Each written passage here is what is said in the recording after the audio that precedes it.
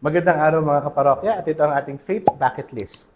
Bakit green na ang sinusuot ng mga pari ngayon sa misa?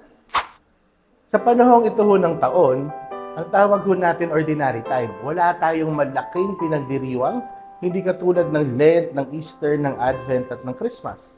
Ordinary time, ordinaryo ang lahat. Pero bakit green?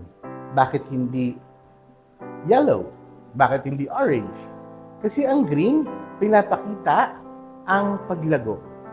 Ang mga dahon, ang mga halaman, lahat yan may kulay green na nagpapakita na lumalago sila at mas nagyayabong.